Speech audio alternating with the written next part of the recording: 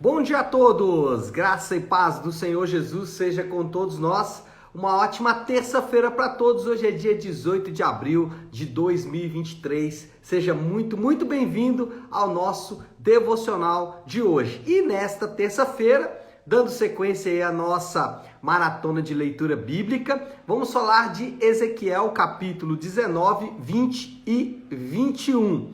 E o texto que eu separei hoje, já vou ler logo para a gente poder entrar aqui no devocional, é o texto que está no capítulo 20, a partir do versículo 42 até o 44. Então, Ezequiel 20, do 42 ao 44, que diz assim: Vocês saberão que eu sou o Senhor, quando eu os trouxer para a terra de Israel, a terra que, de mão erguida, jurei dar aos seus antepassados. Ali, vocês se lembrarão da conduta que tiveram e de todas as ações pelas quais vocês se contaminaram e terão nojo de vocês mesmos por causa de todo o mal que fizeram.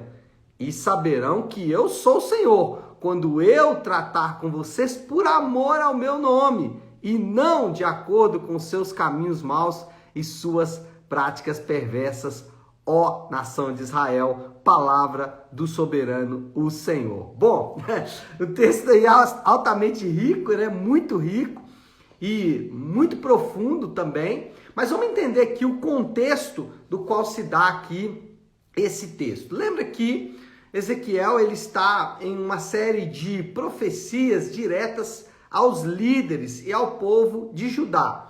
Ele faz algumas analogias aí nos capítulos anteriores. Ele vai falar, por exemplo, da analogia da prostituta, depois ele vai falar da analogia do leão, da leoa. Ele vai usar algumas analogias. Só que do capítulo 21 em diante, aliás, do capítulo 20 em diante, o que Ezequiel vai fazer? Ele vai fazer uma espécie de retrospectiva histórica do povo de Deus. Ele vai mostrar que desde que o povo foi retirado lá do Egito, eles continuaram a desobedecer ao Senhor e continuaram a buscar outros deuses. Então o que Ezequiel faz é um olho no passado para dizer o seguinte: olha, Deus tirou vocês do Egito, Deus trouxe vocês para essa terra que mana leite e mel, mas vocês continuaram adorando outros deuses. Mesmo Deus fazendo a parte dele no pacto, vocês romperam o pacto e continuaram em desobediência. E aí o que Ezequiel vai concluir dizendo o seguinte: bom, vocês vão ser levados para uma outra nação. Antes para o sul, o Egito, agora vocês vão ser levados para uma nação do norte. E Deus promete agora um novo êxodo. O mesmo êxodo que havia acontecido lá no tempo de Moisés acontecerá novamente no futuro muito breve. O que Deus está falando aqui é que vai existir uma nova dinâmica, um novo cenário, mas Deus continua o mesmo. Por exemplo, Deus, ele se lembra do pacto. Olha aí o que diz o versículo 42, então, do capítulo 20. Vocês saberão que eu sou o Senhor quando eu os trouxer para a terra de Israel. Olha a promessa do novo êxodo. Quando eu trouxer vocês de novo para essa terra. A terra que, de mão erguida, jurei dar aos seus antepassados. A terra que eu tenho uma aliança, eu tenho um pacto com vocês. O Senhor dizendo, né? Eu prometi dar essa terra para vocês. Então, eu vou cumprir o meu pacto. O povo de Deus, aliás, o pacto de Deus com o povo não mudou, continua o mesmo. E aí, quando a gente olha para Jesus, a ideia de muitas pessoas é de que agora existe um pacto diferente do pacto antigo. Jesus sim veio fazer uma nova aliança, um novo pacto, mas esse novo pacto, ele não ignora o pacto do passado. Por exemplo, o pacto de Deus com o povo, qual era? De dar para eles uma terra. E o pacto de Jesus com o seu povo também é restaurar ou dar para esse povo, para o povo de Deus, um lugar de paz e alegria, um reino de paz e alegria, onde o próprio Senhor vai governar sobre eles. Então o ponto aqui é dizer que Jesus não veio mudar o pacto, ele veio afirmar o pacto. Por isso que em vários momentos você já vai ouvir Jesus dizendo exatamente isso. Eu não vim ignorar a lei, acabar com a lei. Eu vim cumprir a lei. Ou seja, eu sou aquele que vai colocar esse pacto em ação, que vai colocar esse pacto em andamento. Eu sou aquele que vai fazer com que esse pacto aconteça em sua plenitude. Então, nessa nova dinâmica, Deus continua o mesmo. Deus se lembra do pacto. Mas o povo também, nessa nova dinâmica, o povo se lembra de suas ofensas. Olha qual é o que o povo de Deus deve fazer. Deus lembra do pacto. E o que o povo lembra? Versículo 43. Ali vocês se lembrarão da conduta que tiveram e de todas as ações pelas quais vocês se contaminaram. Terão nojo de vocês mesmos por causa de todo o mal que fizeram. A linguagem de Deus aqui é absolutamente dura. É uma linguagem que ofende ouvidos mais sensíveis, mas é uma linguagem muito direta. Deus lembra do pacto e o povo lembra da sua condição. E aí você pode achar isso estranho, nossa, mas o povo ficar se lembrando da sua condição. Nós não somos chamados a esquecer da nossa condição, esquecer do nosso passado. Não somos chamados a isso? Não, não somos chamados a isso. Ainda que de alguma forma as pessoas querem ensinar isso. Não, o povo de Deus é chamado para lembrar o tempo todo da sua condição. O povo de Deus é chamado em toda a Bíblia a rever a sua situação. Em nenhum lugar da Bíblia o povo de Deus é chamado para ignorar quem eles são e qual é a situação deles. E aí você já deve estar pensando, pastor, qual é a minha situação? Qual é a nossa situação como povo de Deus? Do que a gente tem que se lembrar? Do que não pode sair da nossa cabeça, assim como aqui Ezequiel lembra o povo que eles devem se lembrar de alguma coisa, o que nós devemos nos lembrar? Será que é diferente do que o povo lembrou aqui? Não, não é diferente. Grosso modo, o que nós temos que nos lembrar? Nós somos, ao mesmo tempo, santos, e aí a primeira coisa que nós temos que nos lembrar é nossa dignidade. O Senhor nos faz santos. O Senhor nos coloca em uma condição de filhos. Então Deus nos coloca em uma condição de dignidade. Somos santos, mas ao mesmo tempo somos pecadores. Porque aqui existe uma tendência de nós mesmos de exaltar o fato de que somos santos e esquecer de que somos pecadores. Então, por exemplo, quando alguém vai dizer eu sou filho de Deus, a ênfase está em eu sou. Mas a ênfase deveria estar no fato de que Deus nos torna agora filhos dele mesmo. A ideia aqui é uma ideia de resgate. Então, nós não podemos nos esquecer que nós somos santos, isso é dignidade, o Senhor nos faz santos, o Senhor nos faz aceitos, mas também somos pecadores. E isso é para mostrar a nossa extrema humildade. Um crente que conhece a sua situação, ele não pode se orgulhar de absolutamente nada. Não tem motivos na vida dele para ele se orgulhar. Não tem nada que ele faça que ele possa se orgulhar. Não tem nada que ele faça que possa chamar atenção para ele mesmo. Ainda que ele seja santo, e isso confere dignidade, ele também é pecador. E isso torna humilde. Mas não só isso. Somos ao mesmo tempo santos, pecadores e sofredores. Santos, pecadores e sofredores. Se na santidade temos dignidade, se o fato de sermos pecadores temos humildade, o fato de sermos sofredores, isso traz consolo. Por quê? Porque quando sabemos que somos sofredores, o sofrimento e o pânico, ele não vai ser em demasia. O sofrimento, a dor, a angústia, a adversidade não vai ser assombrosa, porque já sabemos que somos sofredores. A história dos homens da Bíblia relata exatamente isso. Um crente verdadeiro, ele jamais vai temer um diagnóstico de uma doença fatal. Por quê? Porque ele sabe que essa é a condição dele mesmo.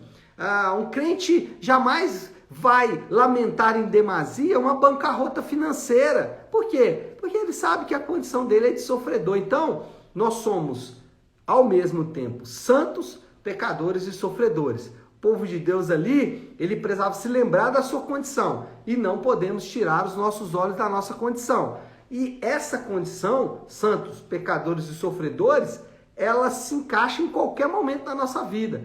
Hoje, no seu trabalho, lembre-se sempre, ao tratar com seus amigos, ao tratar com seus clientes, ao tratar com seus superiores, ao tratar com qualquer pessoa no seu trabalho hoje, lembre-se sempre, você é santo, isso confere dignidade, mas você é pecador, isso confere humildade. E você é sofredor, isso confere consolo. Então, se hoje tiver uma notícia ruim, você não vai sofrer em demasia. E se tiver uma notícia boa, também você vai se alegrar, porque você sabe que você está tendo um consolo do Senhor. Bom, essa é a nova dinâmica de Deus. A dinâmica em que Deus lembra do pacto, o povo lembra das suas dores, o povo lembra da sua condição e, por fim, ainda, diante desse quadro, Deus promete agir com graça. Olha aí o versículo 44, que coisa linda. Versículo 44.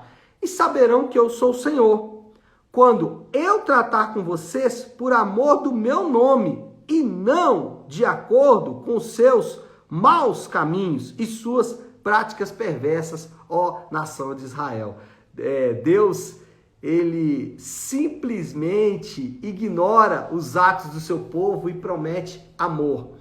Deus, ele simplesmente diz, olha, não vou levar em conta os seus atos maus, né? Eu vou agir com graça com vocês. Isso é uma promessa absolutamente absurda. E essa promessa, ela não está restrita a esse povo ali vivendo naquela época, no período de Ezequiel.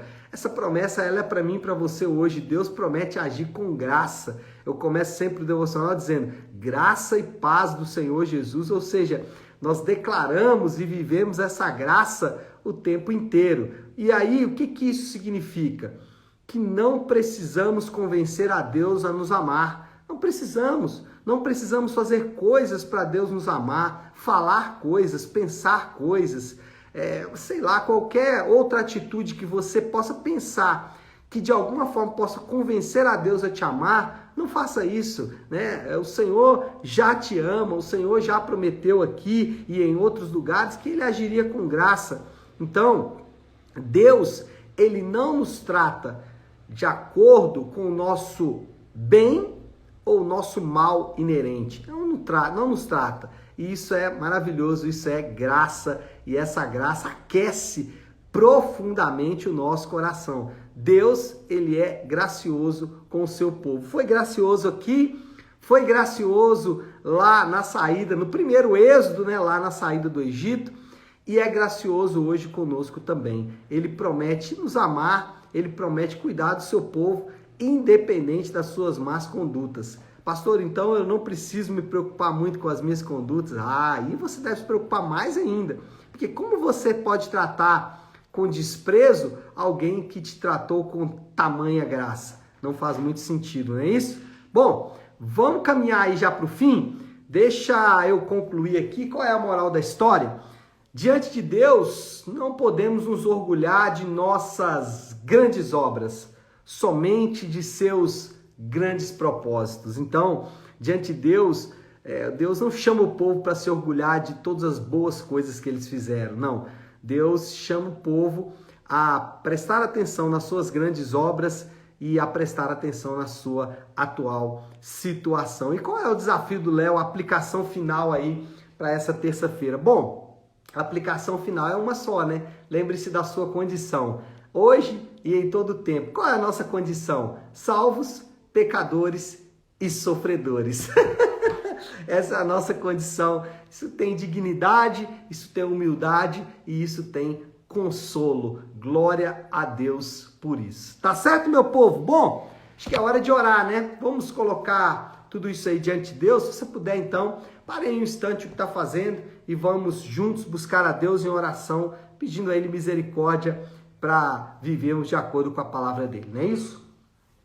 Querido Deus, Pai de amor e graça, Senhor, louvamos e adoramos o Teu nome. Tu és um Deus de amor, um Deus de pactos. O Senhor é aquele que fez uma aliança com o seu povo e que trabalha continuamente para guardar essa aliança. Pai, obrigado por se lembrar sempre do Teu pacto conosco. Senhor, nós reconhecemos a nossa condição diante do Senhor, que não é nenhuma diferente de sermos santos pecadores e sofredores. E essa é uma condição, Pai, que deveras devemos assumir diante do Senhor e pedimos que o Senhor nos dê graça para viver a vida de acordo com essa realidade. Sabemos, meu Deus, que o nosso coração ele é tendencioso a desviar. Nosso coração é tendencioso a se lembrar das nossas grandes obras e esquecer dos seus grandes propósitos. Que possamos, meu Pai, nesta manhã entender que os teus grandes planos estão se cumprindo no teu povo, para que, como o Senhor disse nessa palavra, saberão que o Senhor é Deus, saberão quem é o Senhor, e isso é o testemunho que carregamos e te louvamos por isso, meu Pai, e o fazemos em nome de Jesus. Amém. Amém, meu povo? Bom, então é isso. Nós vamos ficando por aqui. Eu só quero deixar um recado aqui muito importante. Essa semana nós temos aí um feriado e nós somos convidados, eu e a pastora Flávia, para estarmos com alguns amigos muito especiais ali de Juiz de Fora. Então, a partir de amanhã não teremos aqui o devocional até na próxima segunda-feira. Então, retornamos com o devocional na segunda-feira, nos próximos 3 dias aí. Então, não teremos o devocional aqui, mas continue a maratona bíblica, continue lendo aí o texto de Ezequiel e na semana que vem nós retornaremos então com a nossa maratona bíblica aqui ao vivo, tá certo? Então amanhã, quarta não tem, quinta não tem, sexta também não, retornamos na segunda-feira, tá bom? Deus abençoe a todos, uma excelente terça-feira, fiquem com Deus.